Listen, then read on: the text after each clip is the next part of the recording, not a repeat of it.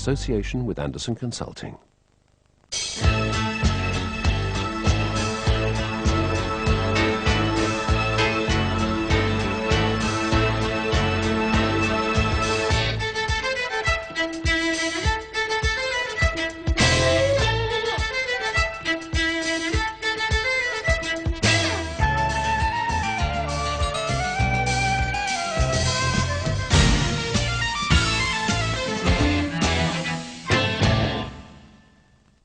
Hello, Blur are generally held to be the most original and successful British band of the 1990s.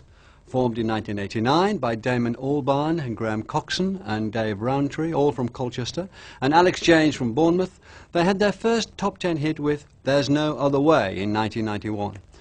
But it was with the release of their third album, Parklife, that they achieved national fame. The album sold over 5 million copies worldwide, and Britpop was truly born. Despite an overhyped public rivalry with the band Oasis and constant rumours of breakup, they've successfully reinvented themselves throughout the decade and now celebrate their 10th anniversary as Britain's foremost indie band. Jerry Fox's film follows them from recording studios to a one-off gig at Goldsmiths College to mark this occasion.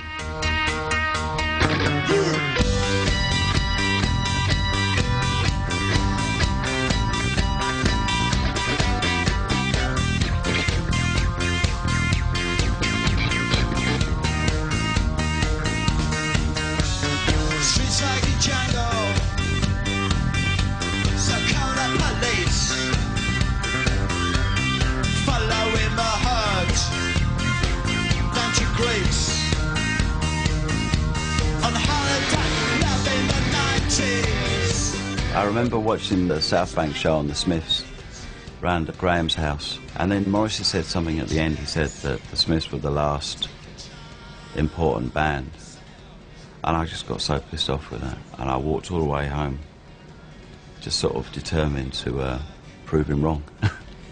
It's just really pathetic, isn't it?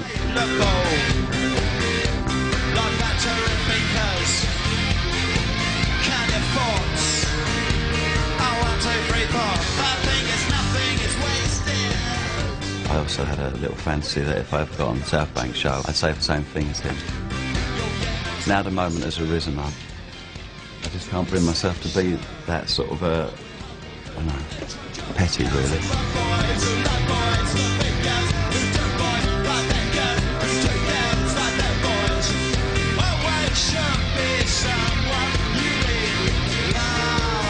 Of course we survive. We're very resilient like anybody else. We're not daft enough to self-destruct. I think we know that music isn't everything, and it's not worth dying for. There's other shit going on. There's a lot more worthy of attention.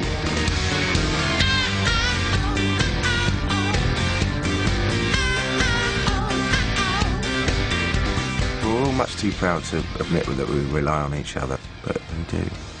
It's got more to do with working hard than being a genius. It's the thing that gets me. I thought you just had to be a genius.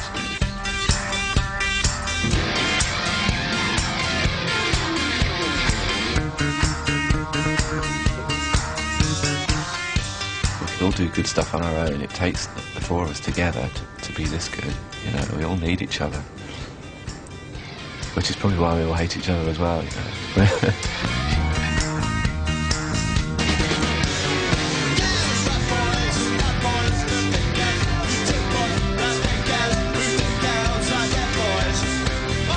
Everything about Britain in the mid-90s, from Cool Britannia to the Spice Girls, the Oasis Blur feud, if not caused by Parklife, certainly Parklife is absolutely integral, and Blur were absolutely integral in that process. Also, they've just made, pound for pound, the best British pop records of the 90s.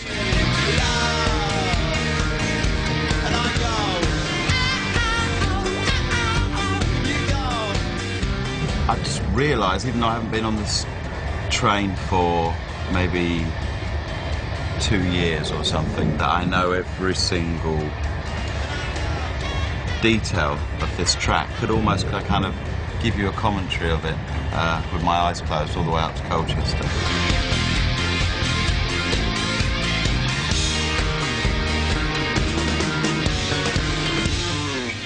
spent a lot of time on this train. Thank you. And saw how it wore people down, made people very tense, and how miserable it seemed to make people. You know, there is something sad about leaving your family and getting on a train and travelling 100 miles every day. Just for what? Just to sort of put bread on the table. And the way that everyone's sort of forced to wear suits, forced to conform. An old same train, same station, sat in the same seat, with the same nasty stain, next to same old what's his name, on his way to the same place, with the same name. It breaks the human spirit. And I think that's probably why it's quite an attractive subject for songwriters, because you know, it's quite emotional.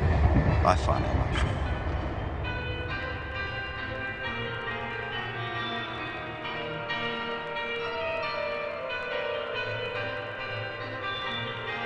Well, we're at Stanway School. This is where Graham and I went to school.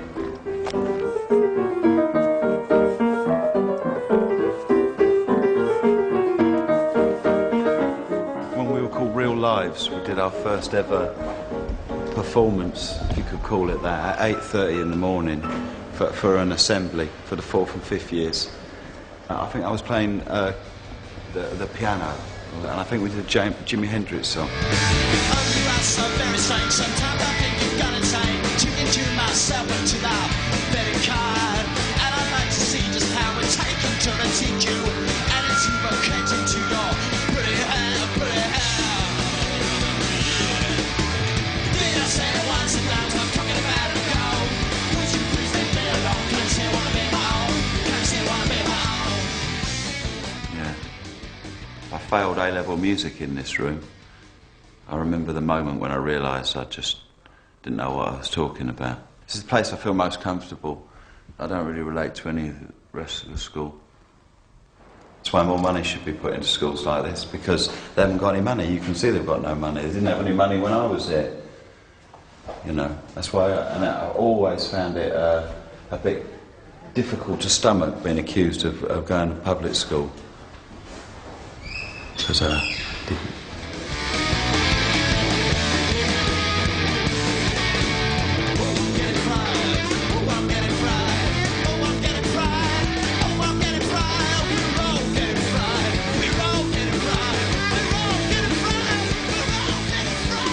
I've got to introduce this, because this is like an old friend. I spent more time in this porter cabin than anywhere else in this school. This is where we used to rehearse, spend all my time in here, really.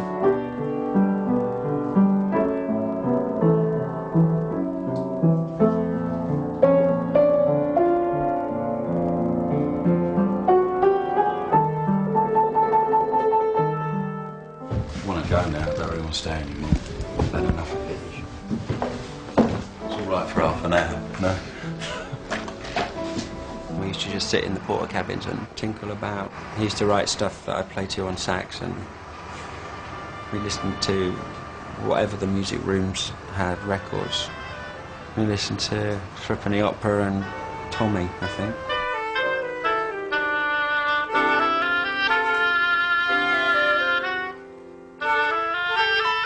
This piece was written as part of a competition at school. I think I was about 15, and it was meant to be a sort of exercise of our knowledge of sort of more of that theoretical side of music.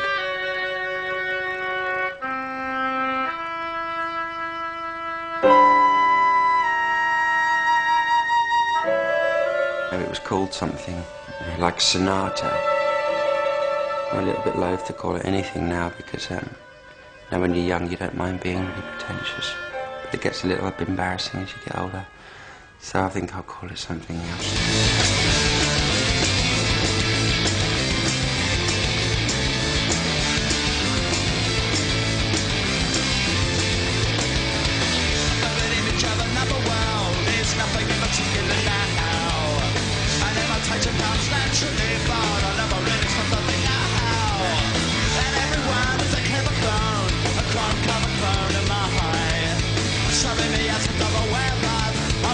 Again and again and again.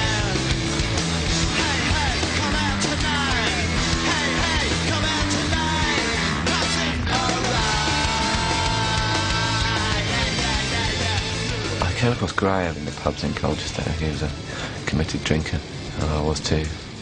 The Colchester music scene, such it was very incestuous anyway, and pretty much everybody had played in bands with pretty much everyone else, so it was only really a matter of time, I think, before we all came across each other anyway. I mean, Alex was the odd man out, really, because he was in Bournemouth. Nobody really came across him until Graham went to college.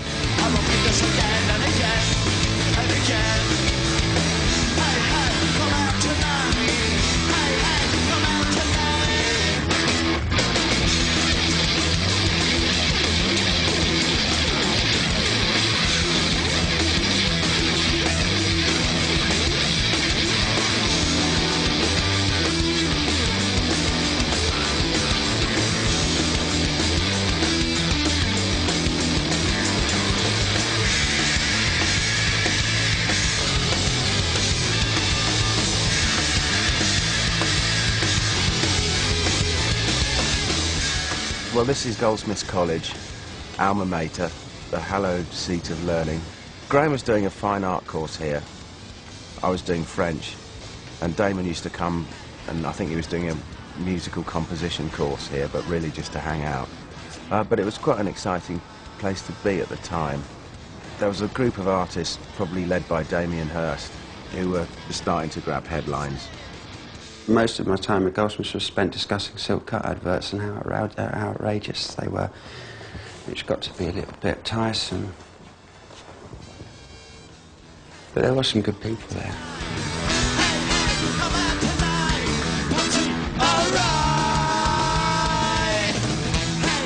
They've always been an art school band. This is in a way like all kinds of people from Pink Floyd to punk rock, Malcolm McLaren. This is the great English art school kind of pop tradition.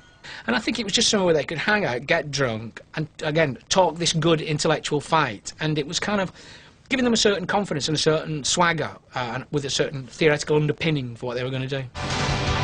Well, here we are in the Camden Falcon. It's one of any number of venues in London of about this size, which, when you start getting a little bit of attention as a band, you arrive at. Moving to London, there's this whole scene of people who are just obsessed with music, and people willing to put gigs on, and people who, you know, want to talk about bands and stay up all night. And, you know, this is the smoky, smelly introduction to chaos.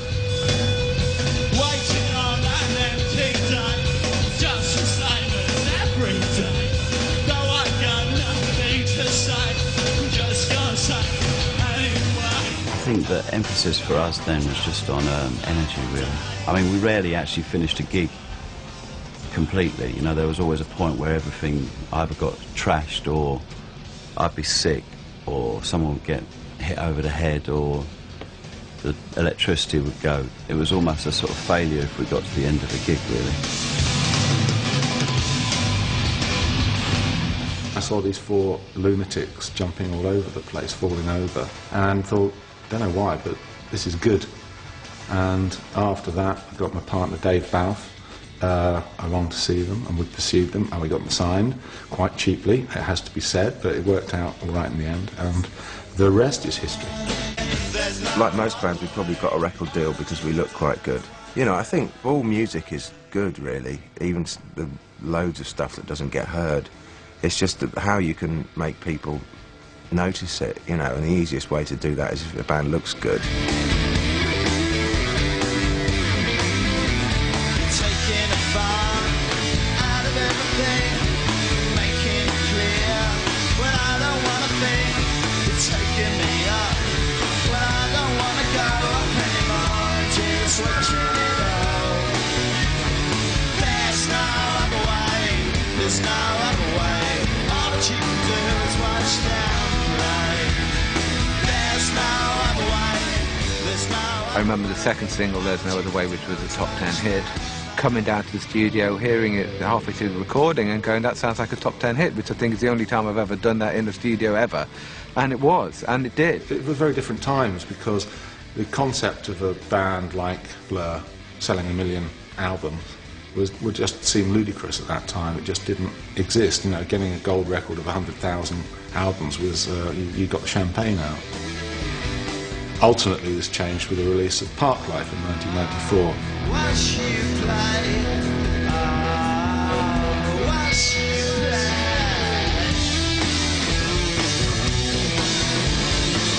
On the first album, a lot of the songs, as you can imagine, for a lot of bands, are played live before they're actually recorded. So in those instances, they will often be bringing in a song that they have played in some form or other for a few months.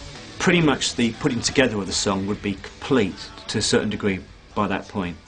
But later on, obviously, there will be songs that Damon might have written the night before, and then have to be a period of putting together in the studio the construction of the song.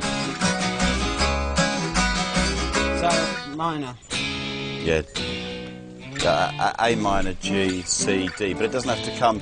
It's a sort of. It could be something that's just. No, the C sharp. Yeah. So it goes through the C as well. So it goes. Yeah. Yeah, it's really nice the way it does that. I think the process of music making is awfully kind of over-mystified. It's very straightforward, really, but it is mainly trick, you know, one or two good tricks and lots of craft. The only way to really become good at music is to just keep doing it. You play that and I'll do my bit. But it's my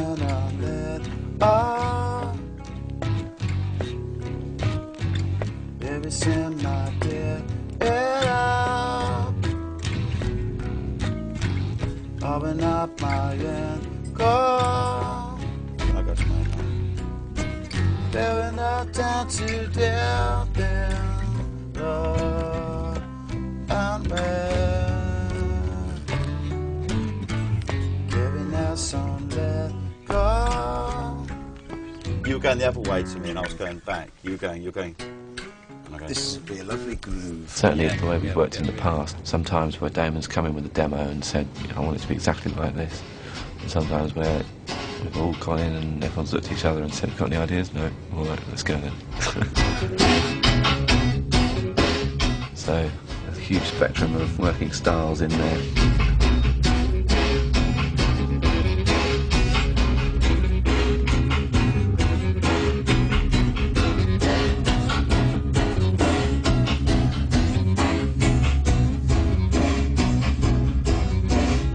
They syncopate really nicely, my rhythm and your rhythm.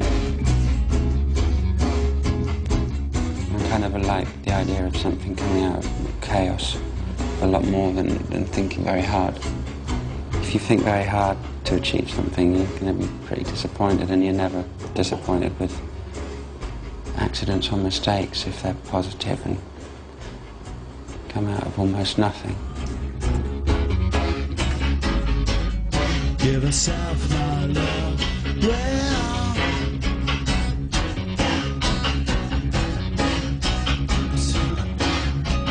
I can't sing it and play it.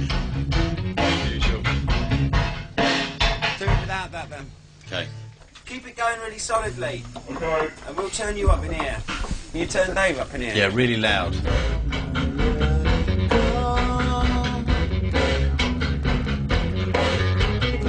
Beside my head,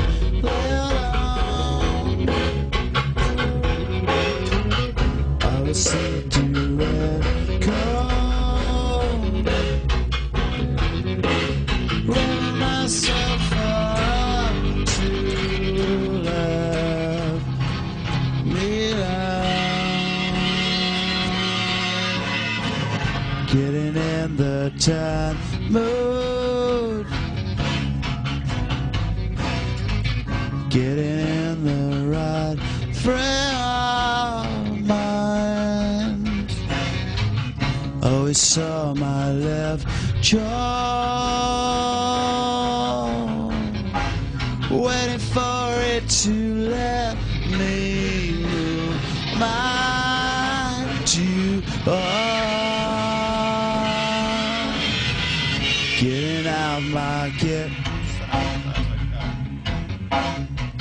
It's got the groove going nicely. It sounds quite. So you look forward to it coming back into the back on itself, don't you? What are you doing there?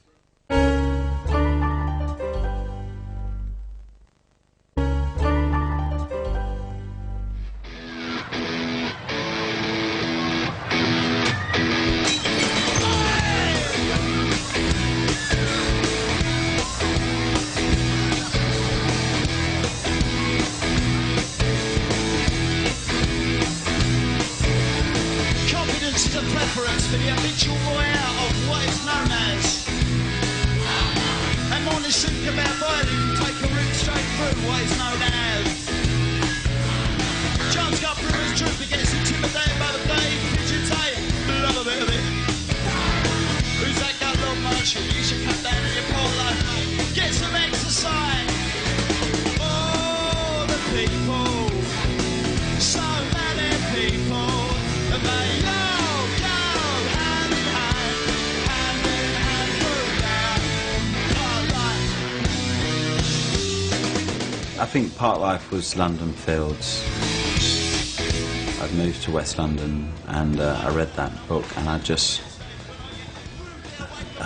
think from an outsider's view that was kind of a very spiritual book.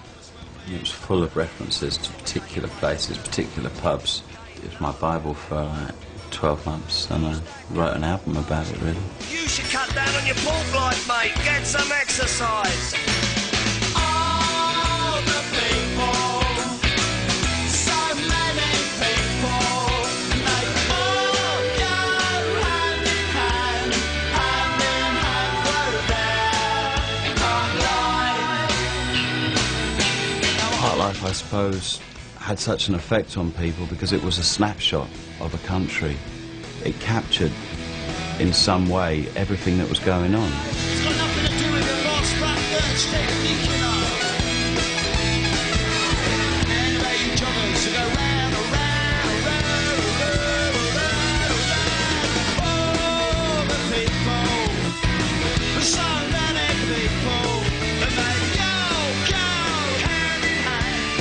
It's perhaps difficult now at the fag end of Britpop, how significant it was for a group to come forward saying we want to celebrate traditional English kind of subcultural values of being a bit sarky, a bit lively, a bit smart.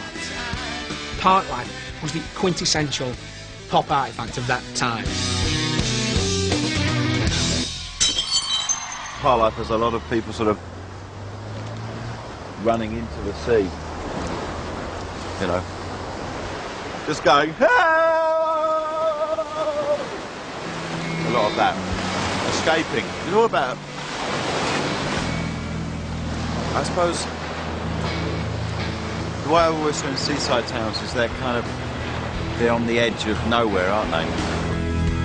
And into the sea goes pretty England to me, round the Bay of Biscay, a bag for tea.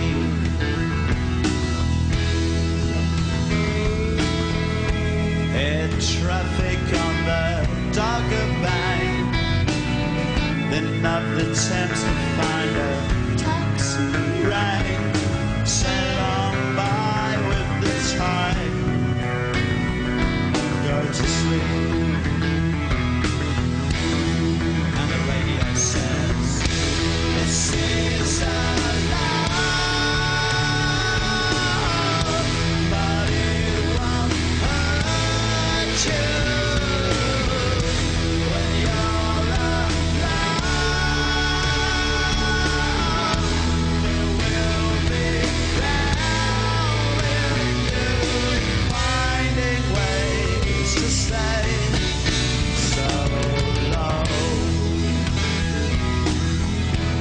This Is a Low is basically a kind of psychedelic Edward Lear, John Lennon trip around the English or the British coast using BBC Radio 4's shipping forecast, which, you know, I'm sure many people will be familiar with, Dogger, Viking, all those places, using that as a kind of, as a template or a narrative structure. Fast enough, dear. And on the Marin heads, black pollards, blue and red, and the Queen, she's gone round the bend, jumped on Land's End. I suppose, you know, it's just the way when I was growing up, I saw the coast really like this, grey and not unfriendly, but just melancholy really. So, good place to start that song here.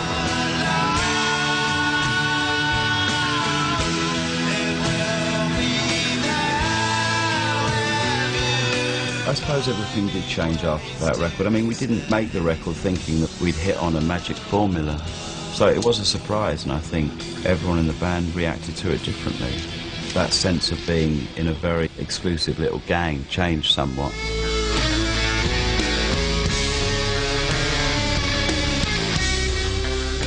That much attention doesn't, you know, it means you can become a monster and get away with it. You can just afford to become a very selfish person, you know, when you're in the coolest band in the world.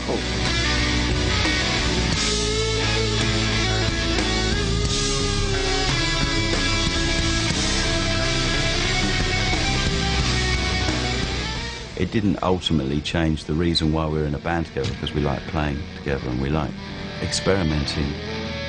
That's what it's always been about. It's always been about Graham and me listening to lots of different kind of music and then trying to make some sort of a coalition party in the studio, you know. Getting out the side door, couldn't ask for much more. Shooting out my wide side, keeping it all inside. So sorry, coming off it gently. Legacy is empty. Getting out the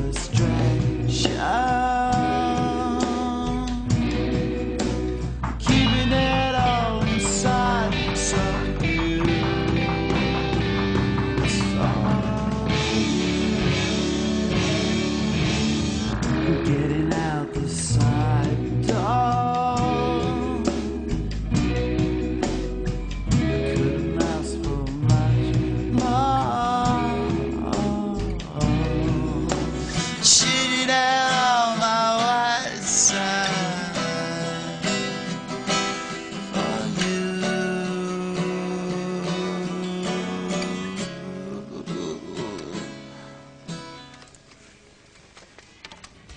Okay, it's done. City dweller, successful fella, thought to himself, oops, I've got a lot of money. Caught in a rat race, terminally. I'm a professional cynic, but my heart's not in it. I'm paying the price of living life at the limit. Caught up in the centuries, anxiety. Yes, it weighs on him.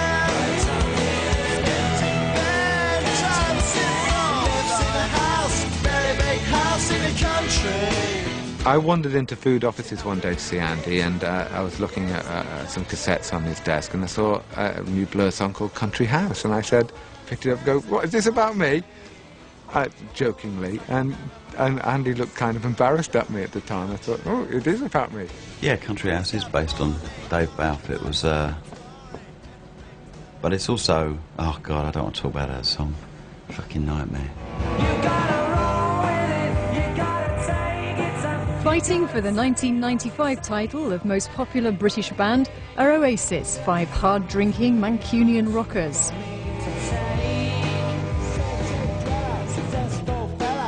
Their opponents are Blur, 4 hard-drinking but very user-friendly Essex boys.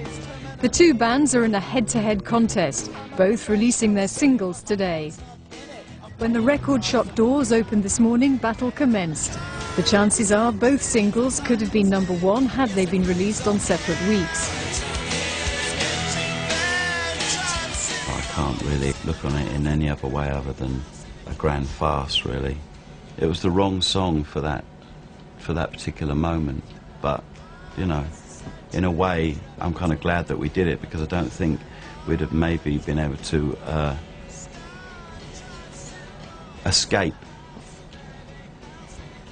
the whole sort of thing about being a big band and being involved with the tabloids and just that whole circus which none of us were comfortable with. And by making such a sort of grand error, we were relegated but it did us a lot of good, you know. In the country, in the country. I don't relate to that period at all. It was completely surreal. Every day I'd have people reminding me of Oasis in whatever way they could. Literally, I'd walk down the street and people would open windows or open doors and turn up the stereo. And every shop I went into, they'd change the tape and put an Oasis one. Every pub, you know, it was just relentless.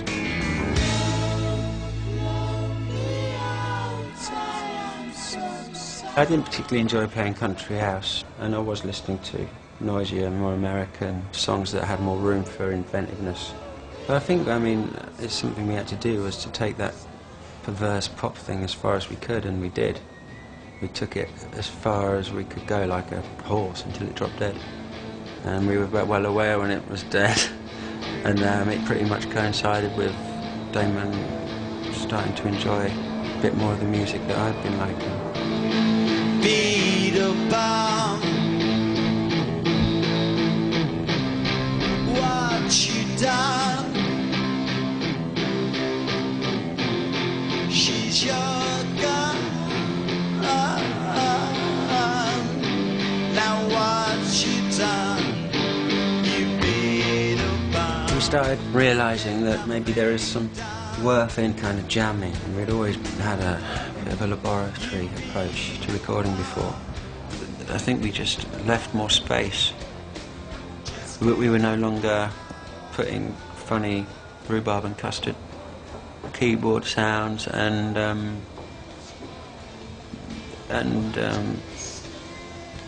backing vocals that weren't particularly required anymore. I still haven't worked out what I'm doing, so the album Blur was just another example of me not really knowing where I was going and who I am.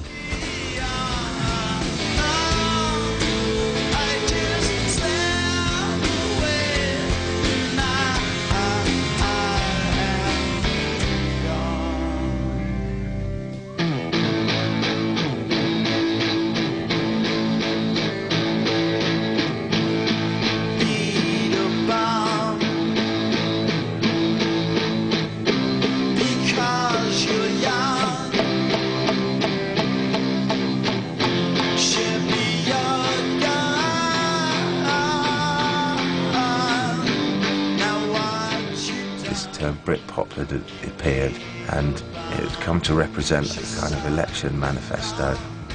No right-thinking, subversive rock and roll animal wants to be making government-sanctioned music. You know, so we just thought, we just had to get as far away from that as possible, really. We just said, well, no more fucking brass. And we let our hair down a bit, really. And when she lets me slip away, she tells me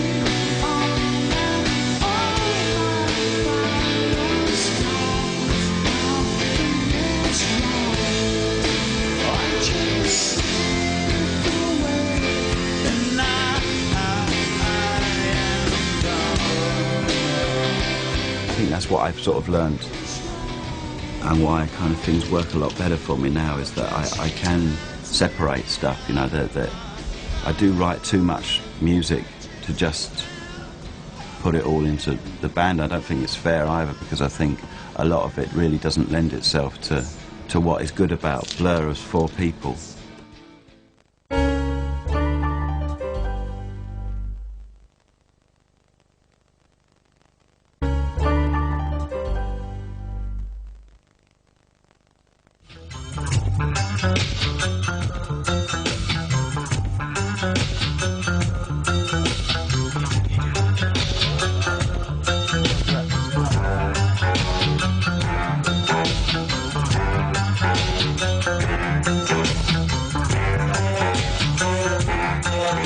The film is called Ordinary Decent Criminal, and it's about a gang and their leader in Dublin.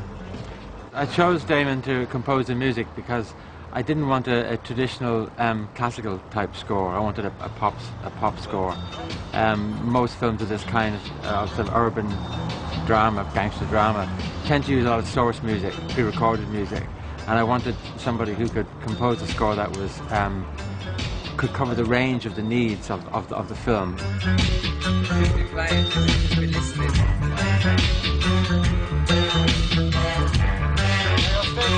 Listen, I'm going to start losing my rag soon.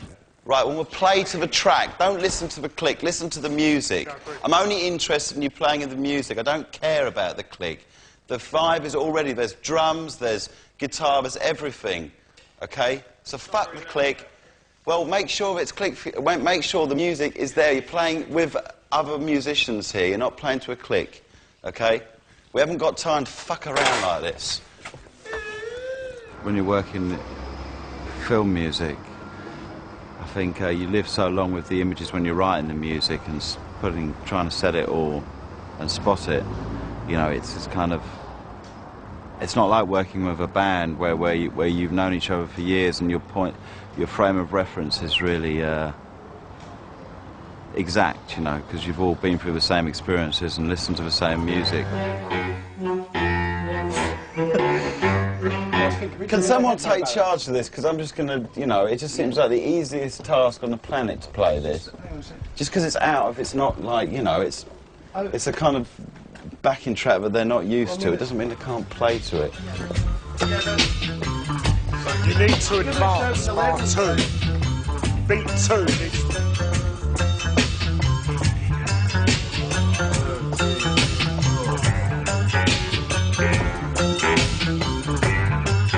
Better. It's really close now. It's just got to be a little bit more musical. Dun da dun da dun da dun da dun da dun da. Just a bit more feeling in those answering phrases. That's why it was quite sort of stressful today, because it's. But I think we got it out of them in the end. You know, it's just a case of persistence.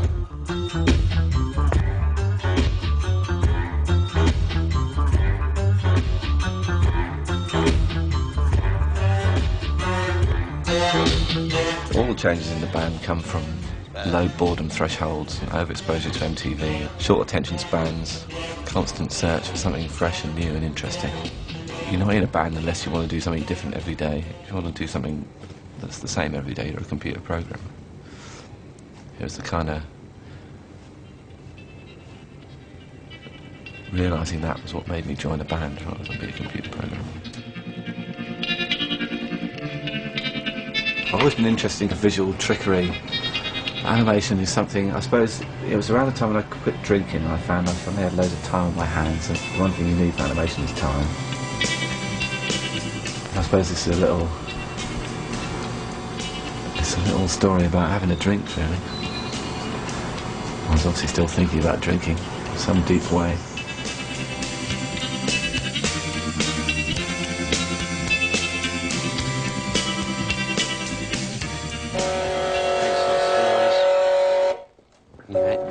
And it makes quite a noise. And then there's things like quite interesting music you can make on this thing. Sort of like this kind of thing.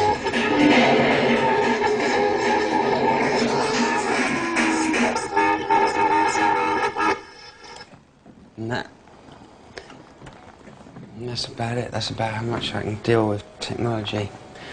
But I mean, I do most of the artwork on this anyway, and they kind of this sort of thing. But like that's how it kind of turned out. The sketches that went towards the cover of 13 from the painting over the other side of the room. But it was going to be the cover to Tender first of all, but then they liked the other one better for Tender, this one. So it got swapped out. Yeah.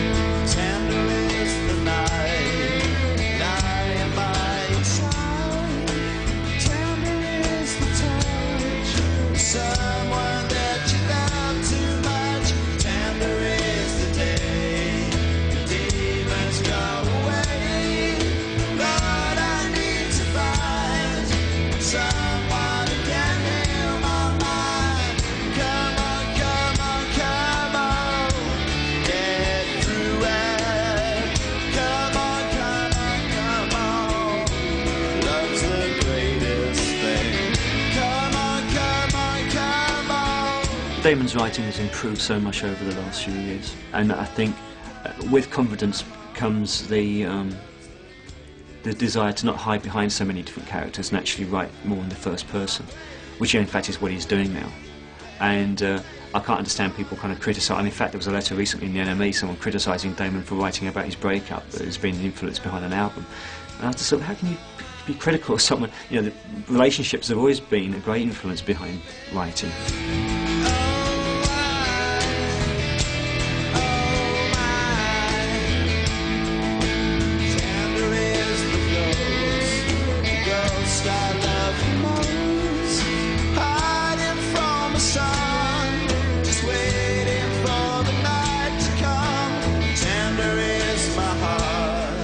For a while was really difficult with this record is that it sort of started to become so preoccupied with my ex-relationship.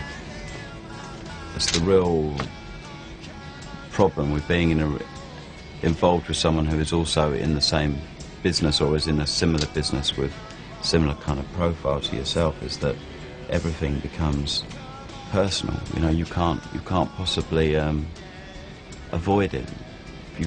Anything you do is in some way linked to that, so and everything gets very distorted, and I think, you know, it always generates a lot of musical voltage, a bit of love, a bit of a love rumble.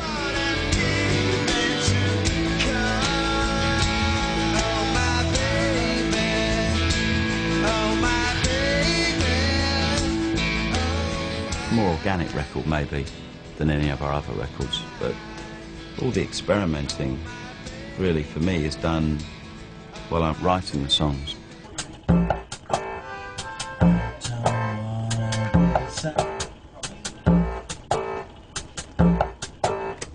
Yeah, this is what I do all my demos on, and I like it because it's got an inbuilt microphone so that I can be anywhere and I can do, you know, just have a guitar and then I can just do 4 and then bounce. I can do like 8 tracks on this.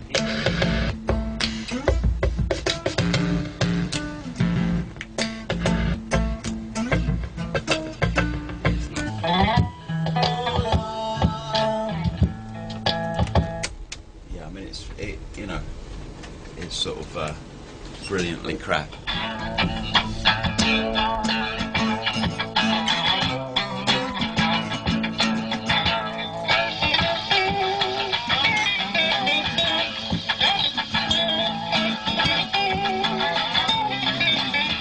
All the demos from 13 were written on this, and most of them from the album before.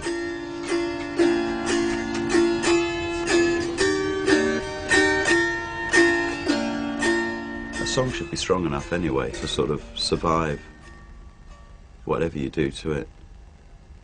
If it's not, then it's the fault of the song and not the person who's working on it, really.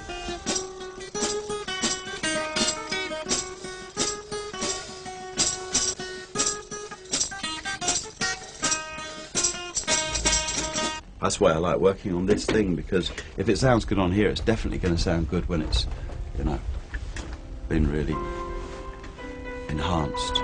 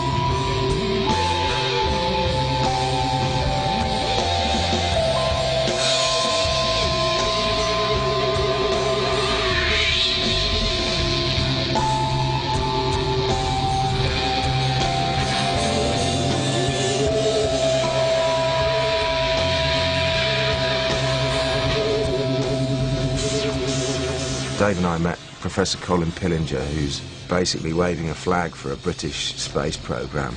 He's going to drop off a 25-kilogram payload at Mars, and he's devised some fairly clever equipment that burrows under the oxidised surface, gets into the subsoil, basically trying to detect biological fart prints, methane gas.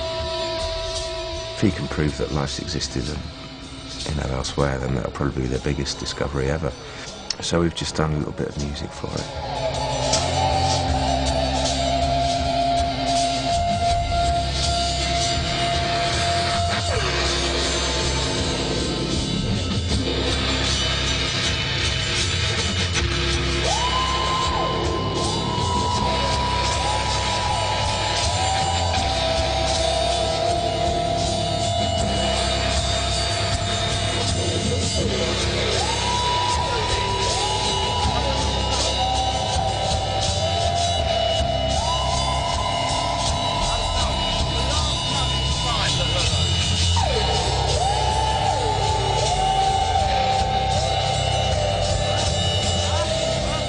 I think I'm someone of extreme, so I either like something that is like marble or water or glass, simple and beautiful, or something really obnoxiously hideous in the other extreme. I had the good fortune of working with the Smiths and working with someone as good as Johnny Marr, and never thinking I'd work with a guitar player as good as Johnny ever again. But if anything, Graham managed to surpass that, because he just takes things and he just distorts things. He just likes to turn things around a little bit and add an extra element.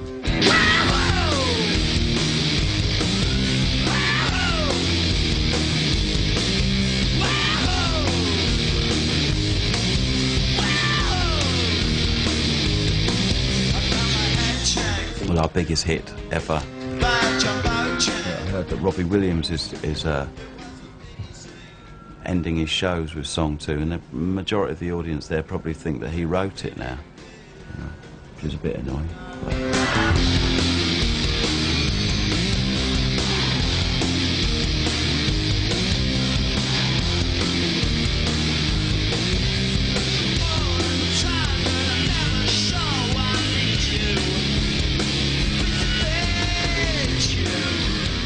Song 2 was huge because it's completely unsophisticated and thuggish, and that's what basically people like.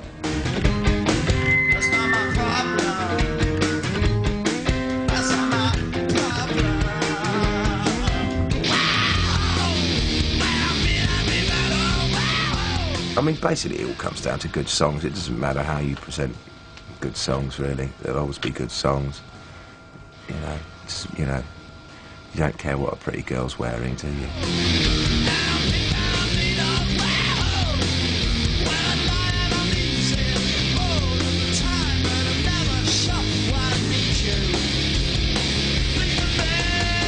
We really have lived through all the cliches. I mean, we're the indie Spinal Tap, really. I mean, we've done it all, you know.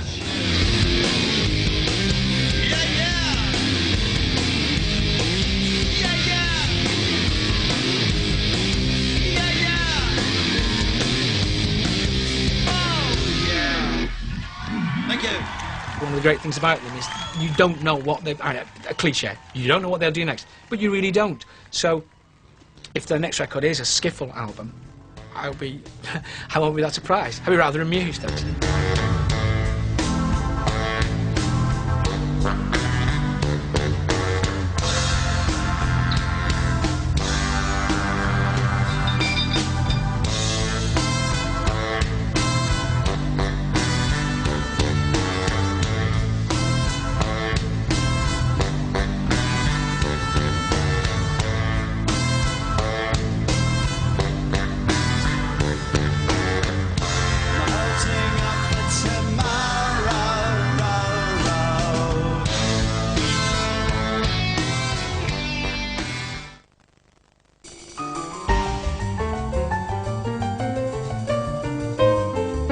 The South Bank Show, in association with Anderson Consulting.